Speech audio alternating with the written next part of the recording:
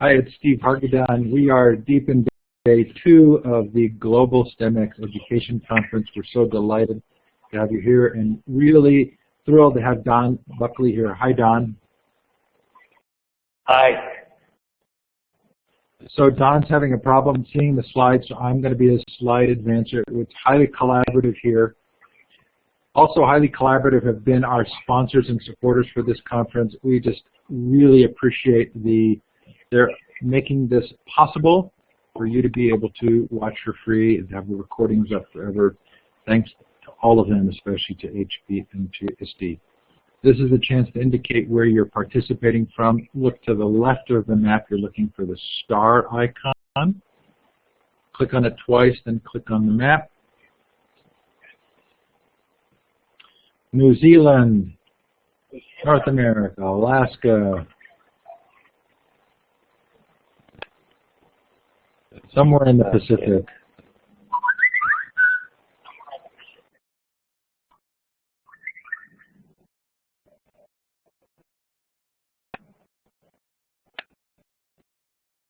So keep those notes going in the chat. Don has lots of really fun slides, so I want to get us started here.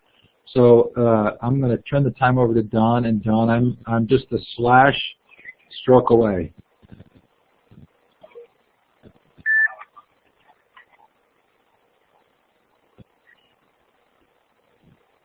Okay, so can you guys see me on video, or is that gone as well at this point?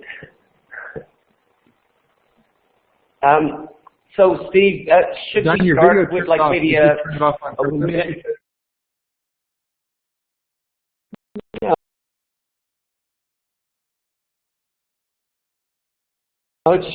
It seems to, oh my goodness, yeah, now it just disappeared. Let me see. Video.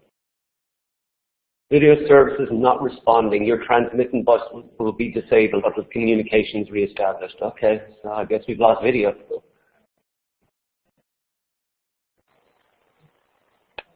Yeah, no video.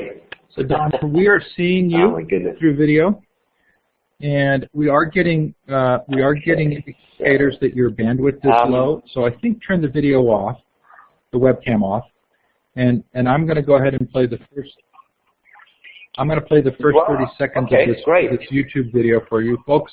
If you don't see this come up on the web tour, then I'm going to put it in the chat as well, and we're going to watch the first 30 seconds.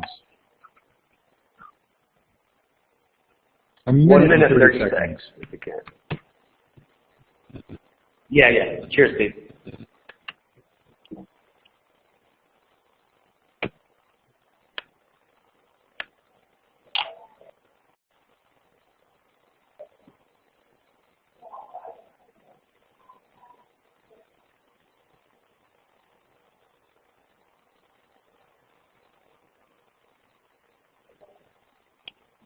We're not even.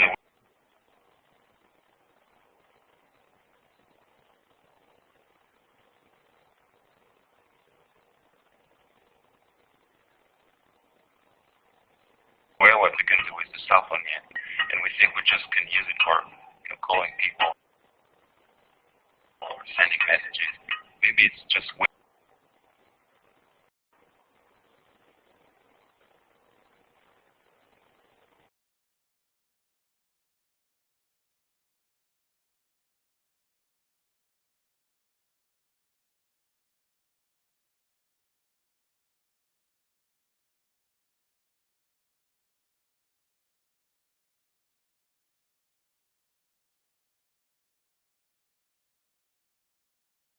So Don, I'm coming back. I've played the first minute and a half.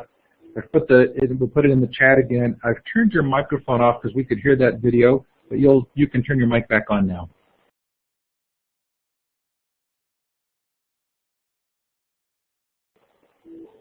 So I'm seeing a real bandwidth lag with Don again.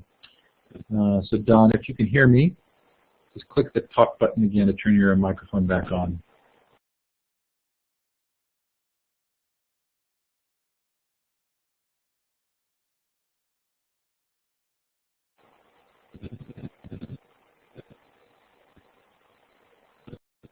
So Don, when you're back, just click that talk button again so we can hear you.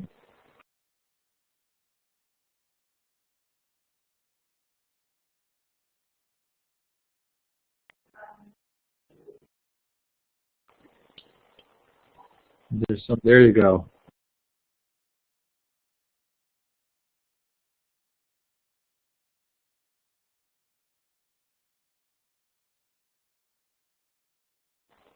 So we can see you typing, Don, but there, it looks like your mic's turning on.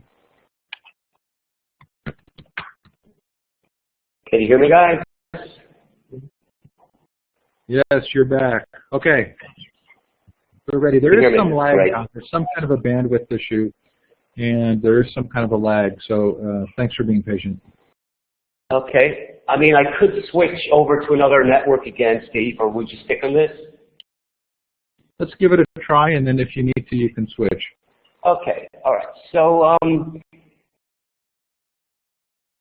so that video I sort of wanted you guys to see is about, I don't know, 7 minutes long. But I like to show it at the start of some presentations because really it's what inspired me to do what I'm doing at this point, which is essentially trying to bring design thinking into our everyday in education. And the topic of this talk is injecting innovation into education. Is this possible? And of course, the simple answer is yes. So at this point, you could leave knowing that it is possible. But bear with me, and I'll show you some examples of how, you know, you might be able to do this. So I'm here in New York City, in downtown New York. You should see a nice picture of the skyline at this point. I'm actually on 24th Street from my studio. And just a little bit about me. So just so you know, I'm not seeing the slides, and I'm cueing Stephen to sort of push the slides on. So you should see a picture of me right now. And just quick background on what I do. I just co-founded a not-for-profit called Tools at Schools, which is really all about schools partnering with companies to solve real-world problems, e.g. Procter & Gamble want to rethink the pill box. Let's get some of their scientists, some designers and kids, giving them insights onto what this might be. And so I also teach a graduate course at Columbia's Teachers College. I put the first online science course online for Pearson, and many other things. So you should now be seeing a slide that has created a lot of controversy. The 65% of today's grade school kids may end up at jobs that haven't been invented yet. And you've probably seen, you know, the bold statement, if you want a job, invent it. But I think, you know, this is something we really need to consider, and hence why we need to innovate in education. So if we want to innovate, I guess we should think about defining it first. And so this is how I define innovation. I say it's the ability to see opportunity and exercising opportunity to change mindsets. And what we need to remember is that any problem area is an area of opportunity.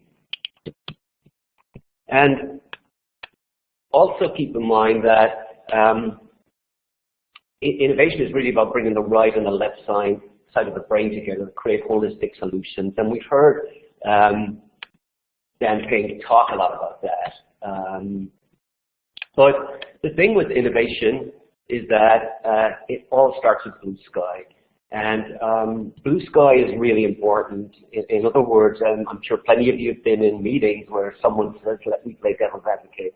There's no place for devil's advocate at the start of anything where you're trying to innovate, because innovation starts with blue sky and not necessarily realistic, you know, realistic outcomes. It's about dreaming, brainstorming first.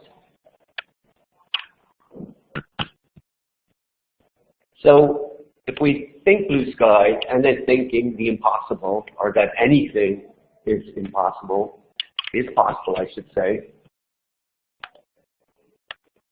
And remembering that anything is possible, we just have to think about it a little differently. And at the corner of this slide here, you can probably see the Virgin balloon, and that's there really to recognize Mr. Richard Branson, who, you know, is an example of a great innovator and really has rethought the whole airline industry, amongst other things. So innovation is also about rethinking. So looking at something and just thinking about it again, or thinking about it in a different way. Or also, we often just need to reframe. So reframing questions, asking them in a different way, adding maybe a constraint or lifting a constraint, and sometimes helps with that. Someone wants the poster. Okay. And so let's talk a little bit about how we might innovate in education. So I say here, innovation is the ability to see opportunity and exercising that opportunity to change mindsets. So before understanding what innovation is, let's sort of look and see, do innovators actually have traits? Is it built into someone's DNA, innovation, or can it actually be learned? So most of the experts at this stage agree that these 4 traits are definitely innate innovators. That doesn't mean that you can't learn these traits. You absolutely can. But the first really important one is observing. And this is really watching the world around them for surprising stimuli. And innovators do this. They're constantly observing. And in this day and age, you know, we can make observing much easier because we all have phones with cameras that we can snap, and we can go back and look at these again. But observation, standing and watching, is a really important trait if you are to innovate. Second trait that we need to consider as innovators is questioning. And this really is asking probing questions where you impose or remove constraints. Adding constraints to something can actually allow you to reframe or rethink, and also removing constraints. So we must think of the two things, imposing and removing constraints. The third trait of an innovator would be networking, and this really is interacting with people from different backgrounds to provide access to new ways of thinking. You know, so really attending a conference with English teachers, if you're a scientist, might be an interesting way to do this.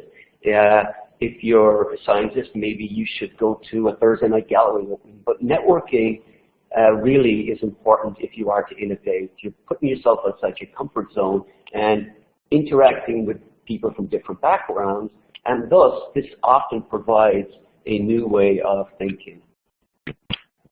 And the fourth trait that innovators tend to possess, and of course you can learn this, is experimenting.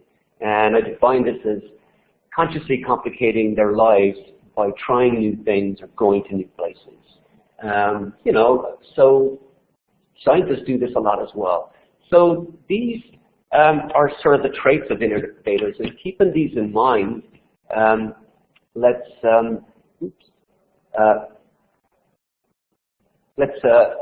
move on, and really I want to show you an example of innovation in the classroom that you may take some ideas from and might want to do. But I'm sort of end here with this slide saying that innovation, thinking of those traits, is achieved by questioning, collaborating, iterating, and communicating. So let's look and talk, and let me talk a little bit about this project, which is I think 2 years old, and hence which the not-for-profit I have co-founded is named after Tilted Schools. Essentially, the idea of this was I took 44 8th graders and with 15 teachers and probably 4 designers, And I worked with a design consultancy called Ideation and a furniture manufacturer called Bernhardt Design. And what we did was we asked kids to rethink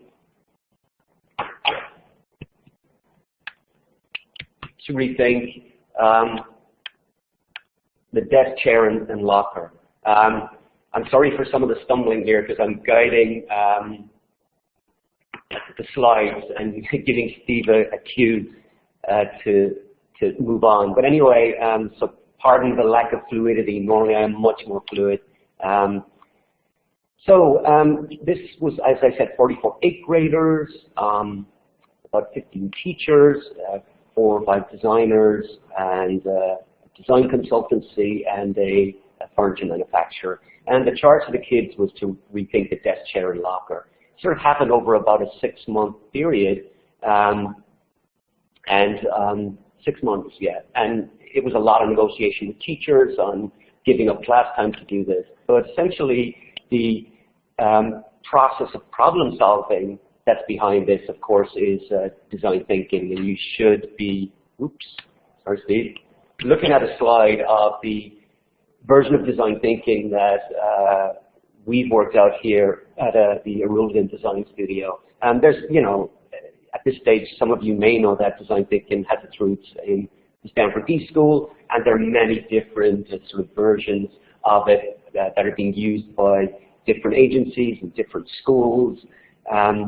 But this is the one that well, we sort of used at Columbia when I was there with these kids to actually help them sort of problem solve and rethink the desk, chair, and locker. But I think what's sort of interesting is if you compare on the slide that you should be looking at now, I brought up the scientific inquiry process and the engineering design process. And of course, what's really interesting is that designers and engineers approach problems the same way.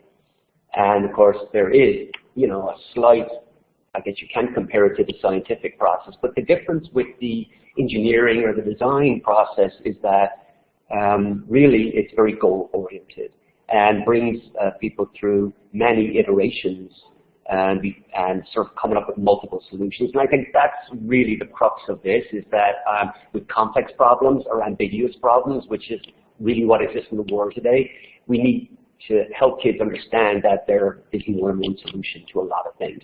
With a simple problem, there may be one solution, but once it's a complex, certainly ambiguous problem, there are many solutions. And we need to sort of, you know, instill this in kids at a very young age.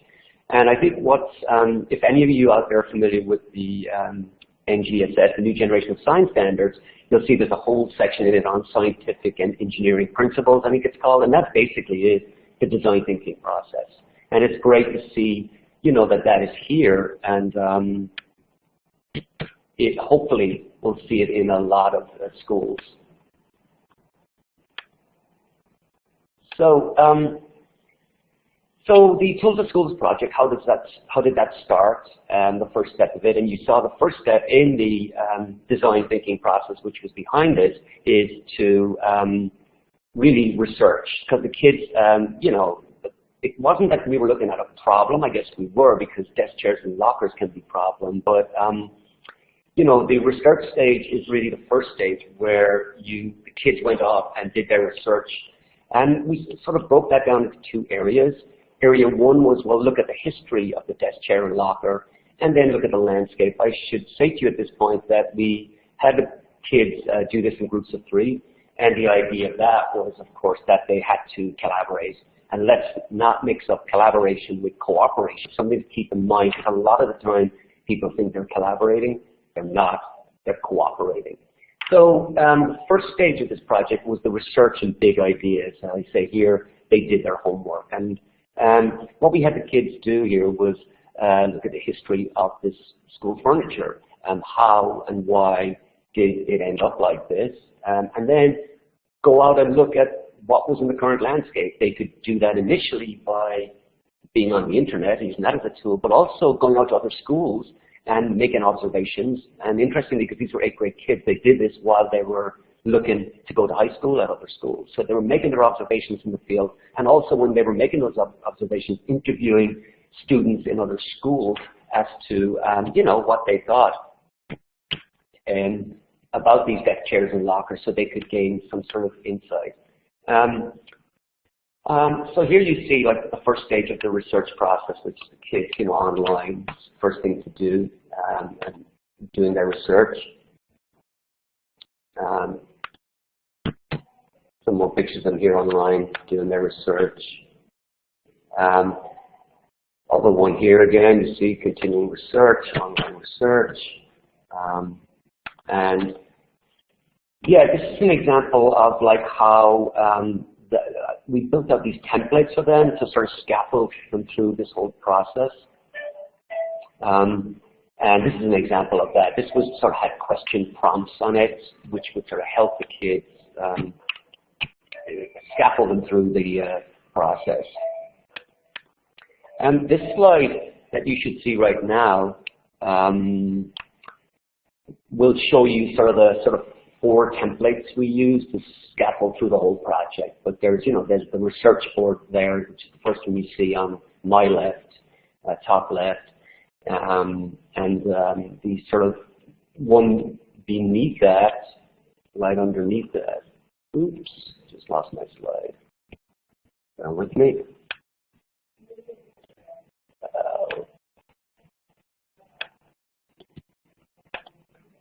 Was the inspiration board, and then the problem and solution one, and the big idea. And we'll talk a little bit more about the big idea. But what we had the kids do after they did their research, and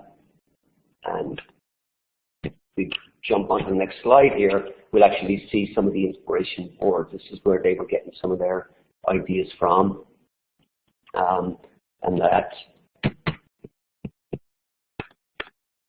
And a big part of this research process is the kids reporting back, not just to each other, but to their faculty, and also to the designers who they were working with, and other industry professionals. I had, you know, people come in from the education director of MoMA came in to sort of kids' insights were.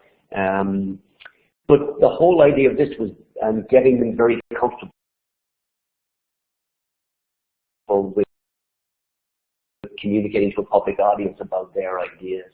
And we know how important communication is, particularly with the multimodal communication in this day and age. And really here, this helped the students sort of distill their research and inspiration and sort of, you know, articulate it before a panel of judges, I guess it's not, but just a panel that would listen to their insights.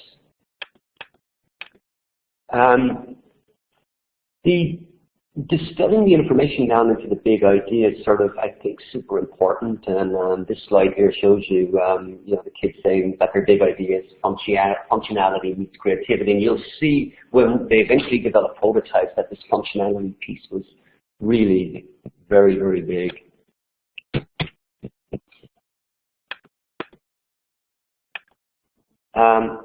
Some more boards here for you to look at. Let's get right on. And to the next phase of the project. And so, so next phase of this was, you know, they'd done their research, which helped them analyze and redefine the problems of the desk, chair, and locker. And the next stage is ideation and mock-up. And, you know, ideate really is to push out as many solutions as you think are possible and get feedback on those. And, you know, that's a huge part of the pushing them outside, looking for feedback, understanding that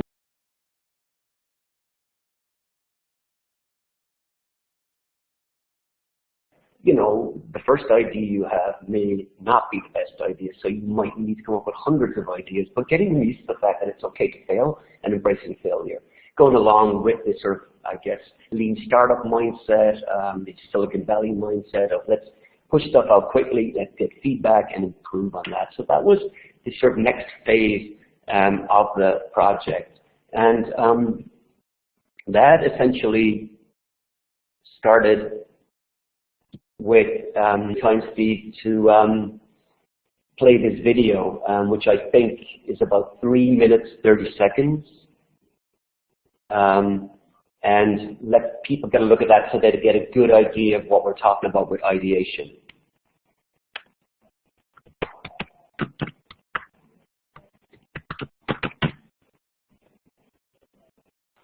Okay, I'm going to play this video. Excuse me, I'm going to play this video now. Don there's some kind of a bandwidth issue because we're all hearing in 10 to 30 seconds behind. But I'm going to go ahead and put this video on the web. I'm also going to put it in the chat. And I saw someone in the chat room earlier said that this whole process is documented in 6 videos. It absolutely is. This is video 3. Yeah, let's take a look at video 3. And of course, if you want to explore these more, you can go back and look at the whole series at some point.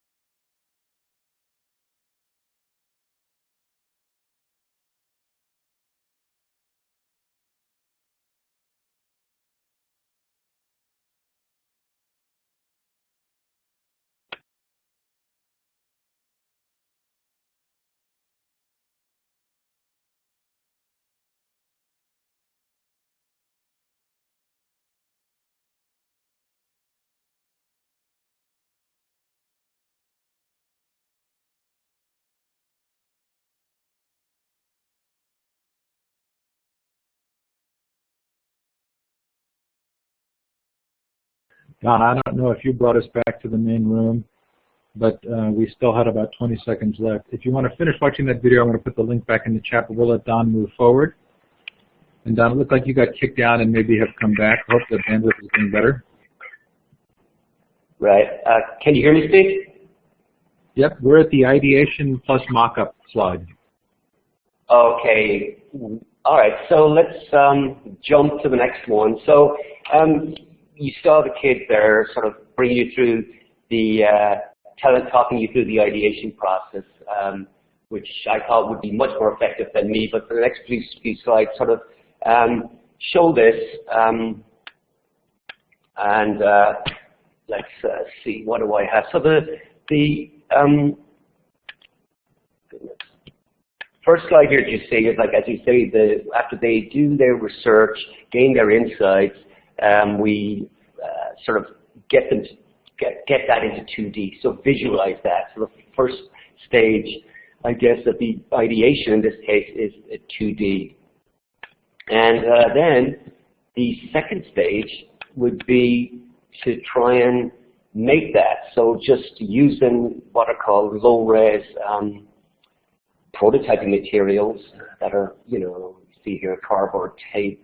And that's the sort of second phase of the ideation. So they visualize it in 2D, and then they push it out sort of quickly into sort of a, a 3D phase, or low-res, as I call it.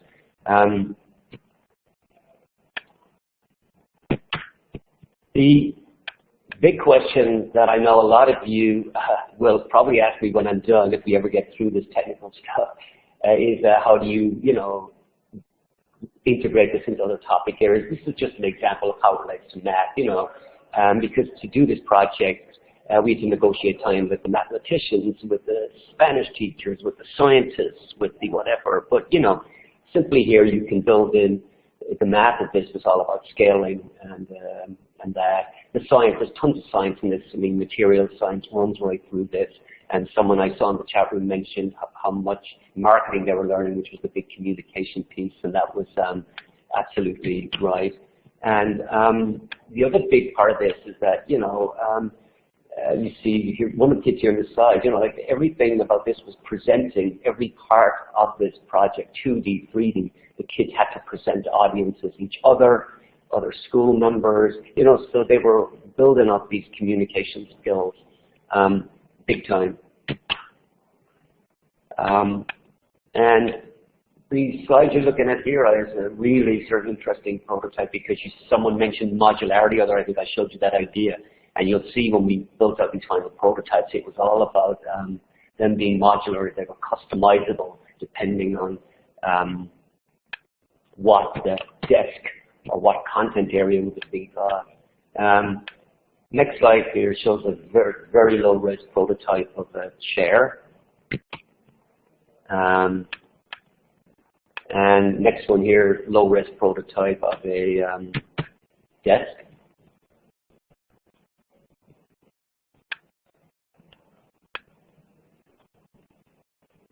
And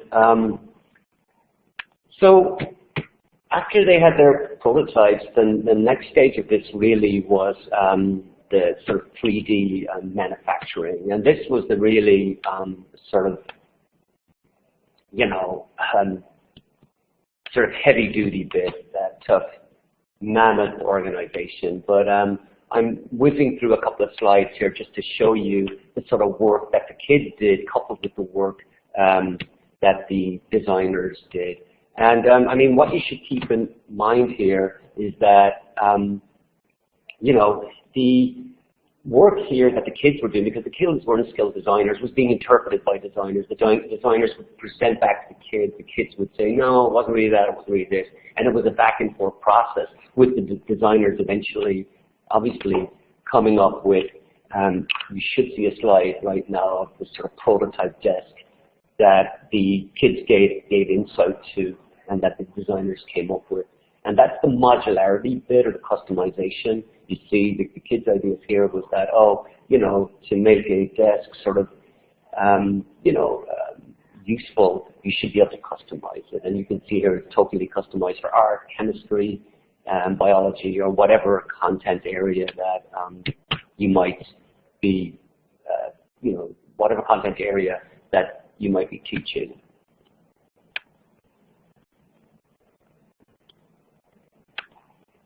And this is a prototype of the chair, and this is the really interesting insight here that we got from the kids was that kids sometimes like to fidget, and so there was a fidget factor built into the chair, which I think is pretty sort of amazing insight. What adult would have come up with that, but you know, these kids did.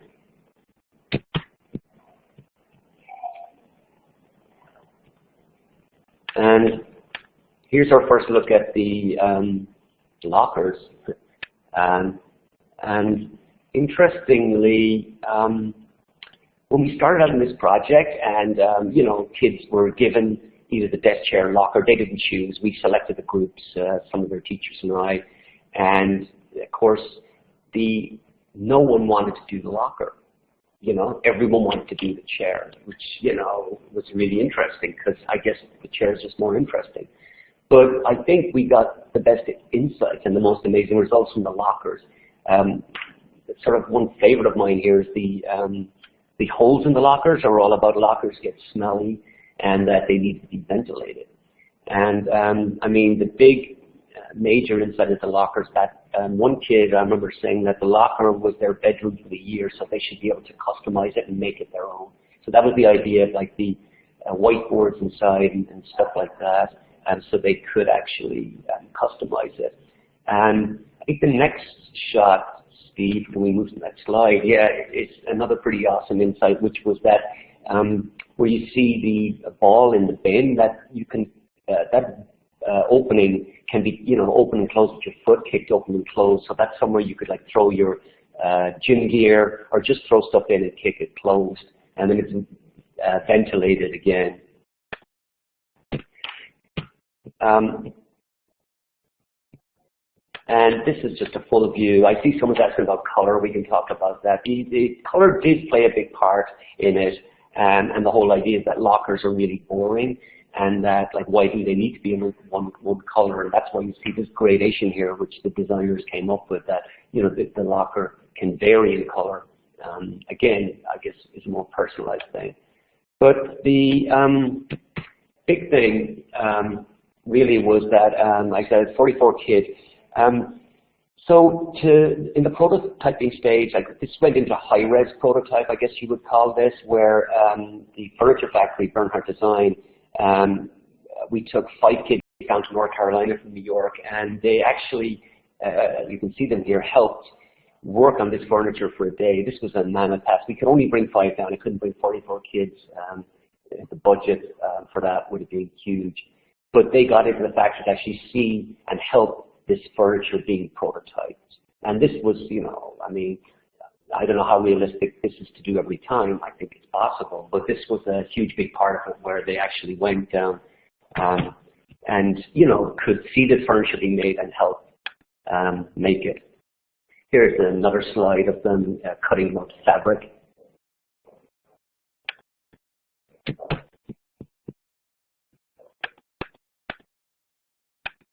And then, you know, the next thing with this is, so the furniture was prototyped, and I guess this is a shot here you should be looking at these sort of final prototypes of desk chairs and lockers. We made about 10 of each of these, 10 lockers, 10 chairs, 10 desks. Where I'm sitting right now in my studio, I'm staring at one of the desks and chairs. The lockers are out further there as well.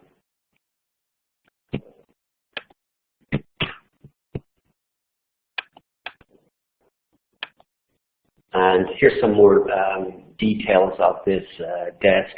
I'm thinking at this stage, Steve, we should whiz through these slides and meeting this click, which is turning out to be pretty tricky. It's breaking the flow and we're running out of time. But, you know, we just whiz through the next bunch of slides. It's absolutely fine. They just show details of the lockers and the chair and the desk and move right on to launch. I'm right with you. And basically, if we're on a launch slide at this point, Steve, it's slide 63. I don't know if that's there.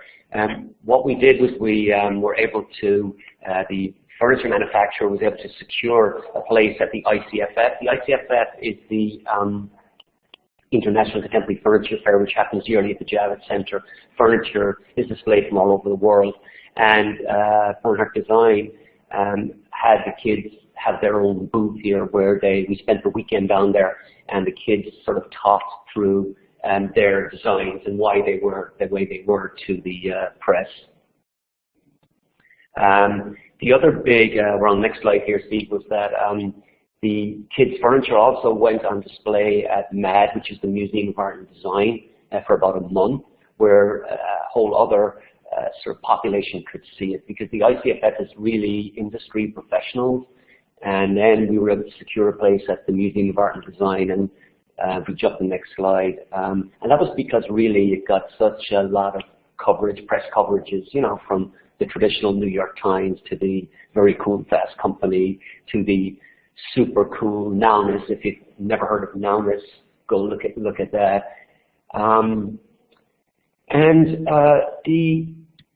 You know, it was a pretty awesome project. And then the slide that we're looking at here, which is a question I often get, is can this program be scaled up and down? And I did try it a second time, and if you look at the slide that says the program can be scaled up or down, there's like an FDM model, you know, that was built out of a 3D printer. And we know here now that this whole 3D printing maker culture goes hand in hand with design thinking, which is what this problem-solving process I was trying to help these kids understand. And that, you know, it is easy to actually prototype at some scale within your school than going outside, even though you can't replace not going outside.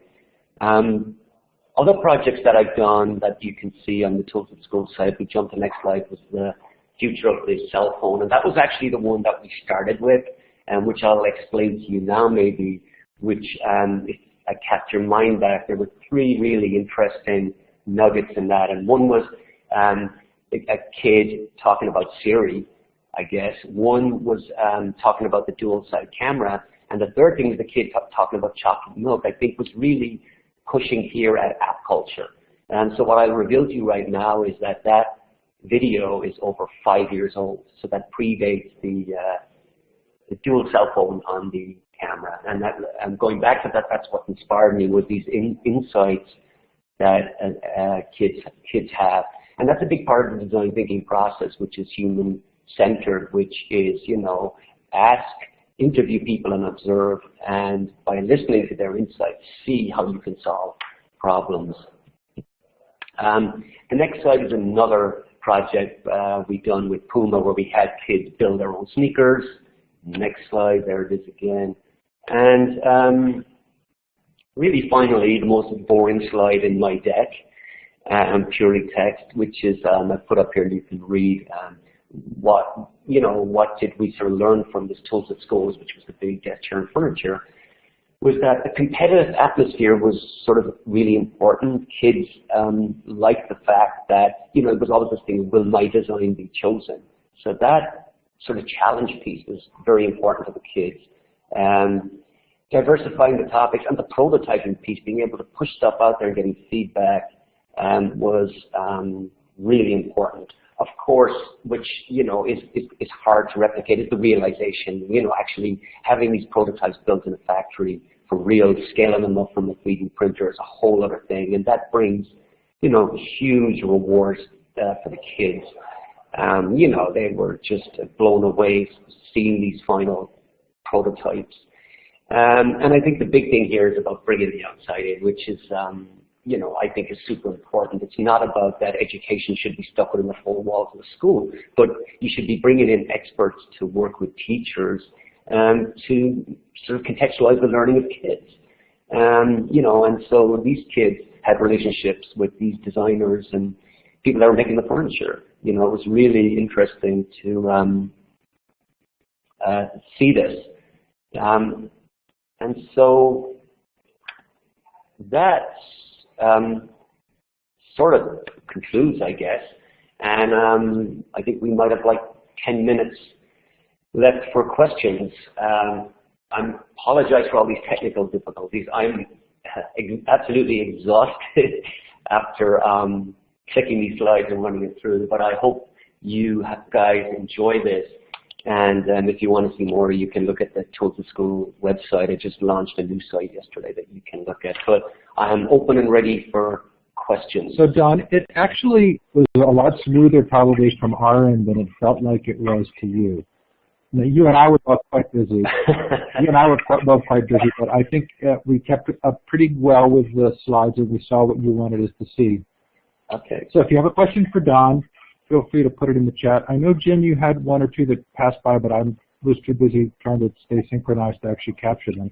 Feel free to put them in the chat again or to raise your virtual hand and you can ask them through the microphone. Jim asks, what are the relative benefits and drawbacks of prototyping low-res/low cost versus 3D printing?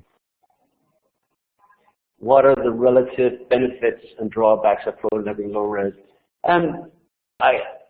I think the benefits are that what the kids learn with that is that the whole idea of ideation is that you push stuff out really quickly, get feedback, and change it. So that if it's low-res, you can actually pull it together really quickly. And those of you who use 3D printers know it can take up to 6 hours to print one thing. So like, I don't know if you remember that chair that you saw on a slide when we did 3D print the chair. Like, that was really interesting. Kids spent, hours designing that on Tinkercad. Then they went off and printed in 3D printer. And the reason that chair is on its side, if I go back to that slide, is that a good idea, Steve? Can we see that slide 66 again? Is it possible to pull that up? Or? Well, slide, hang on 1 second. Yeah, just because if you look at that, I deliberately put it there. So, and I think this shows the importance of rapid prototyping with low-res materials, is, after 6 hours of printing out this chair, the chair wouldn't stand up, it fell right over. And, what was that all about? This started a great discussion on center of gravity and how that group had to rethink the sort of chair because it fell right over. And I think the benefit of rapid prototyping is really pushing it out, seeing what happens, and then getting the feedback on it. Don, the next question was, how do you engage the community partners that are needed to make this work? That seems to be the sort of easiest part. Like, the design company that were willing to get involved with us to do this project, and hence the manufacturing company. And I think there's a new sort of trend in the industry in where the give back factor with corporations is they want to be part of the education process. They see that it's important. And which is why I co-founded this not-for-profit based on these proof of concept projects, because companies kept saying to us, we want to work with kids. We just need to figure out how to do it. And that's what we're hoping to try and do with Tools in Schools, is really stand in the middle of education and companies and bring kids in. Like we're doing a proof of concept project right now, which is working with the UNIS School, which is United Nations International School in New York. And we're working with some of their kids and teachers, and we're asking them to rethink the dry erase marker. I can't reveal the company for you right now because it's at very early stages, but you know, if you look at the landscape of expo markers, you might be able to figure that out. Companies are interested in doing this and will actually finance it.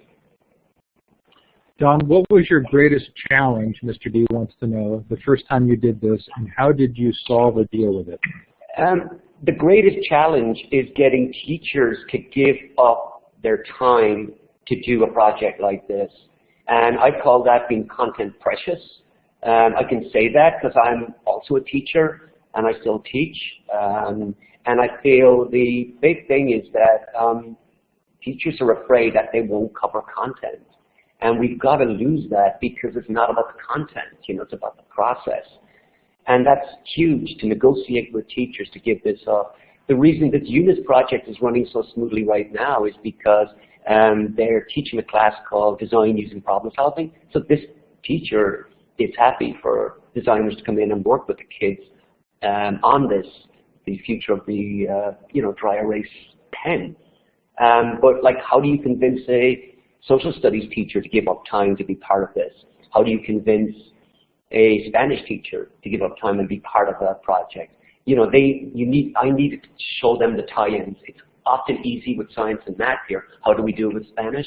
Well, you have to talk in Spanish while you were doing that class. This ties into art and design very easily as well. But that's the main hurdle, Steve, is convincing teachers to give up that precious class time. We've got time probably for one or two more questions. Lori asks, or says, I'm assuming that some of the students struggled with understanding the design process. What are effective strategies for bringing along everyone regardless of ability?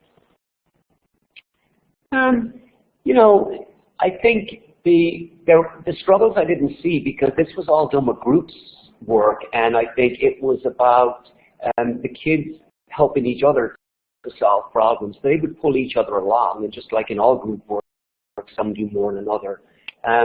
You know, trying to get everyone to the same level, I think, is not often possible, but once you can bring them to a certain level, I think that's good enough. You know, because I think as teachers, we often want kids to be at exactly the same point, and I question how realistic that is.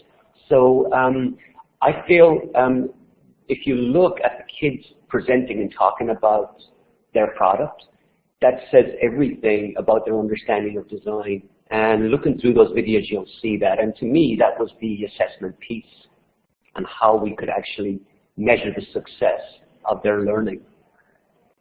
Okay, Don, I think this may be our final question. Jim wants to know, have you worked with IDEO in Palo Alto? I wonder if they have a design camp for students. No, I haven't worked with IDEO, but that obviously they're the inventors of this process. They actually do have some design. They definitely have design thinking camps for teachers and administrators. I'm not sure about students, but you know, if you Google D-School as opposed to IDEO, you'd be able to get that information right there. Don, that was much better than you think it was.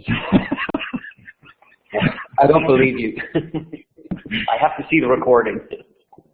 Okay, hey, that was really terrific. We're so glad that you were one of our keynotes. Thank you so much. Thanks, everybody, for coming. We do have a full set of sessions coming up the next hour. Thanks to Don. Thanks to all of you. Take care. Bye. Thanks, Steve.